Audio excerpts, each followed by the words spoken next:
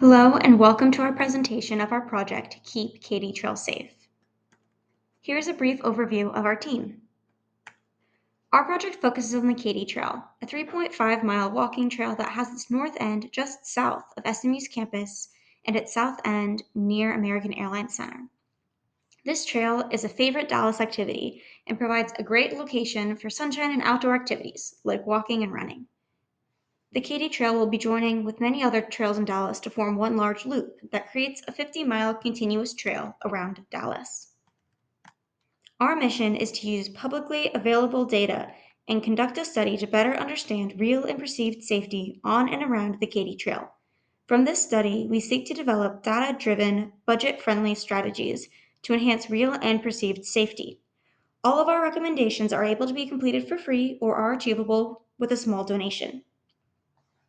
With the influx of people sure to come from the loop, we seek to increase safety on the Katy Trail now to be maintained when more people utilize the trail. For our project, we use two main forms of data collection. First, we use secondary data collection, which allows us to use existing data sets and run analyses to find trends and patterns. Second, we conducted a survey that contained questions focused on perceptions of safety on the Katy Trail. We were provided with heat maps generated from Dallas Police Department crime reports. To get a better understanding of where crime happens, we zoomed in near the Katy Trail. There are small hotspots of crime near the Katy Trail towards the southernmost region near the American Airlines Center. However, the Katy Trail itself does not have an address, so not seeing crime on the Katy Trail itself on this map is not a good judge of whether or not crime is an issue on the trail. To better understand what is actually happening on the trail, we look at stonewall protection. The company is contracted by Friends of the Katy Trail for security on the trail. From looking at the data, we can see that the vast majority of incidents are incidents involving homeless people. The Katy Trail has emergency trail markers beginning at 100 at American Airlines and ending at 125 at the north end of the trail. The majority of these incidents occurred between markers 100 and 105, reinforcing the southern region of the trail as potentially problematic.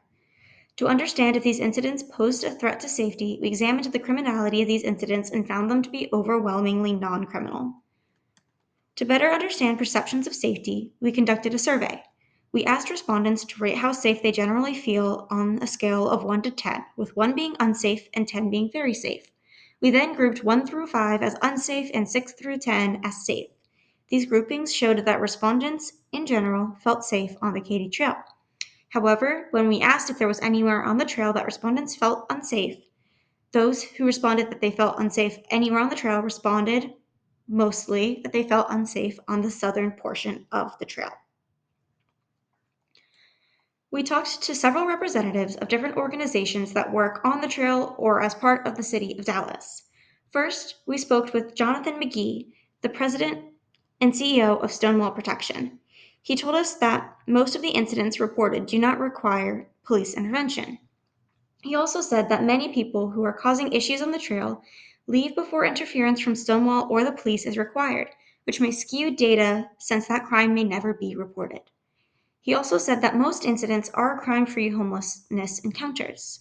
One issue that he raised is that the Katy Trail does not have a formal address. This means that police reports cannot be appropriately filed.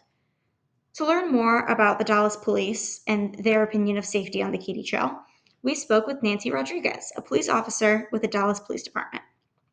She reinforced that Katy Trail's lack of an address hinders accurate reports being filed.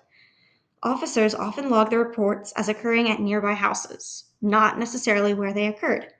She also told us about a program where homeowners can register their security cameras with DPD, and this program is underutilized. The trail runs through both Dallas and Highland Park, which each have separate police departments, which can lead to issues in communication along the trail. Finally, we spoke with Barry Dyson, who was formerly a manager at the Department for Homelessness Solutions.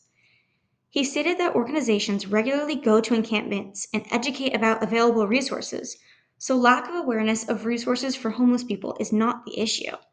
Instead, he believes the issue is that well intentioned street donations allow homeless people to avoid the structured environment that organizations provide. To combat this, the City of Dallas has the Give Responsibly campaign. This campaign encourages people to donate to organizations instead of participating in street charity. From these data analysis and conversations, we have come up with recommendations and solutions for the Friends of the Katy Trail to implement to increase both real and perceived safety. There are many organizations already providing resources, which we encourage Friends of the Katy Trail to utilize. First, we want to get the Katy Trail address. This address can be apartment style with multiple units corresponding to existing Katy Trail markers, for example, KT 101, KT 102, etc. This will allow more precise crime reporting and facilitate emergency response navigation. Secondly, we want to advocate for security camera registration with the DPD and Highland Park Police Department. This registration puts cameras on a map and allows the police to request security footage to help find perpetrators and solve crimes. This is a one-way system and requires permission to access footage each and every time the police request footage. However, this allows the Katy Trail to essentially have security cameras completely for free. Next, the Give Responsibly campaign can provide signs that educate and direct Dallas residents on how to more effectively donate to people experiencing homelessness. Additionally, we recommend that the Friends of the Katy Trail host pop up events and invite representatives of the organizations to help advocate for this campaign and educate in person as opposed to just signage. Finally, we want to increase community connection.